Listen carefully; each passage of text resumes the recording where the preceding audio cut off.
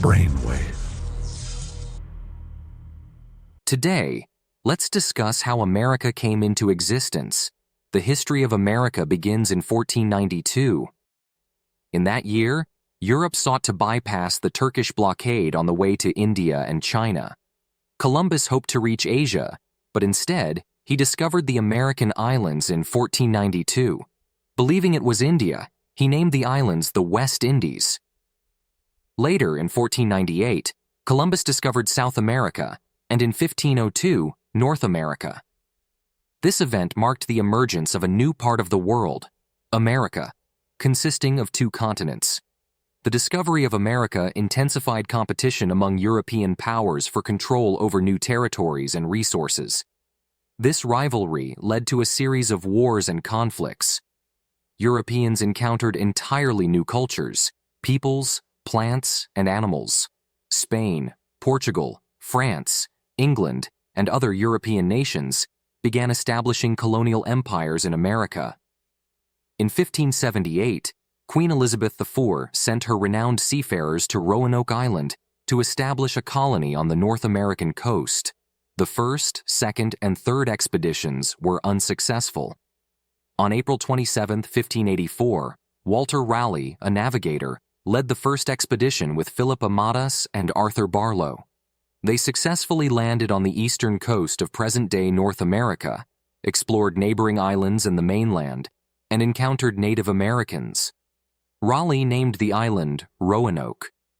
After their successful explorations, they returned to England with plant and animal samples, as well as two indigenous individuals, Manteo and Wanchese.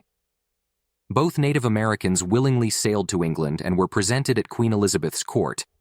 Having gained favor at court, Raleigh secured funding for the first colony. In April 1585, a group of volunteers led by Richard Grenville set out to explore the Roanoke coast and establish a colony, with plans to return to England. The settlers named their first colony Virginia. However, tensions escalated as they captured island leaders, promising their release in exchange for information. Robberies and killings increased, and relations between Native Americans and the occupiers deteriorated. Indigenous tribes united against the colonists, eventually driving them off the mainland temporarily. 3 months later, on August 17, 1585, Captain Ralph Lane, artist John White, Native American Manteo, and about 75 heavily armed soldiers landed on the shore. Following orders, the soldiers killed anyone who resisted. They took the chief and his son hostage, burned the village, and beheaded all the captives. From then on, the colonists lived in constant fear, with thousands of Native Americans thirsting for revenge. Trade and negotiations were impossible. By the end of April 1586, supplies had run out. Starving colonists resorted to digging roots and catching crabs. They lacked ships to return to England. Fortunately, in June, Sir Francis Drake's fleet passed by the island. The English pirate agreed to transport the colonists home, though he had to throw 100 enslaved African captives overboard. In 1588, Walter Raleigh sent a second group of 150 colonists on 3 ships from Portsmouth. This time, artist John White led the expedition.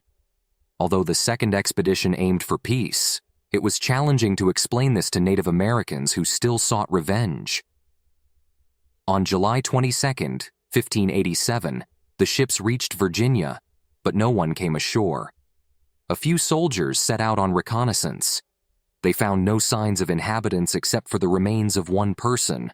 The buildings had been destroyed by weather, indicating that the garrison had left the fortress many months ago. The soldiers combed the island, but discovered no traces of the missing settlers.